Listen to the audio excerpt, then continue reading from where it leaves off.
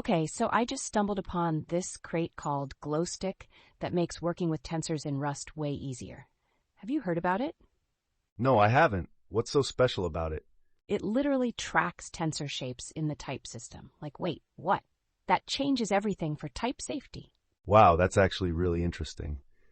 So it prevents errors related to tensor shapes at compile time. Exactly. It's like having a safety net while you're coding. You get compile time feedback instead of runtime crashes. That gives me chills. Can you imagine debugging a tensor operation and finding out it's too late? Right? So with glowstick, you define your tensor shapes with types like shape2, u2, u1, which is pretty cool. So it's using generics for shape dimensions? That's like pretending your math book has actual error checking. Exactly. And the error messages are human readable too. I mean, it's sort of like having a buddy who just points out your mistakes. What a relief. Debugging can be such a nightmare without clear feedback. How does the tensor initialization work? You start by creating tensors like tensor zeros dtype f32 and device CPU. It's super straightforward. And all of this is integrated with Rust's ML frameworks too, right? Yep. They have compatibility with frameworks like Candle, so you can seamlessly incorporate it into your projects. This is blowing my mind.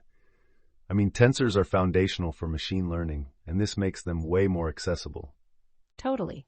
Plus, it supports dynamic dimensions, which is huge for flexibility during model training. Dynamic dimensions. Hold on, how does that work exactly? Well, it lets you gradually type your tensors, so you don't need to know the exact dimension beforehand. That's wild. It reminds me of how people create prototype models without fully defining everything immediately. Exactly, and you can still get safety checks. I love that balance between flexibility and safety. Have they mentioned anything about performance? I feel like with all this type checking, there could be some overhead. Great question. Since it's pre 1.0, they might tweak things, but it seems pretty optimized for common ML operations. And if they're supporting ONNX operations too, that's a huge plus for interoperability.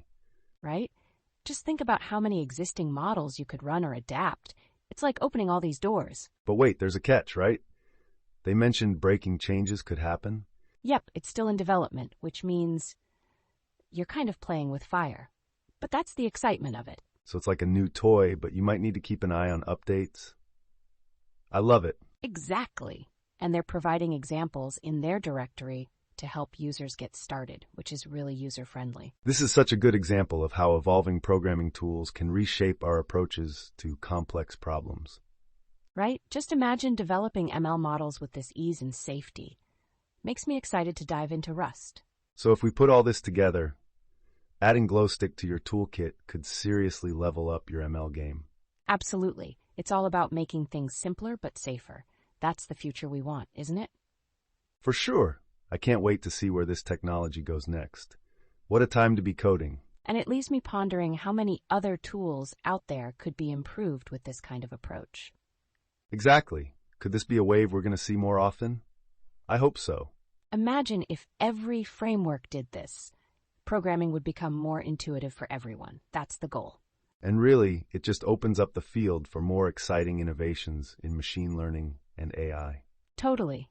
Let's keep our eyes peeled for updates and try out glowstick soon. This is just the beginning. Agreed. I can't wait to share our experiences with it. It's going to be a great adventure. So, I guess the takeaway here is embrace change and innovation, right? Absolutely. And stay curious about how these tools can make our lives easier while coding. Perfect ending note.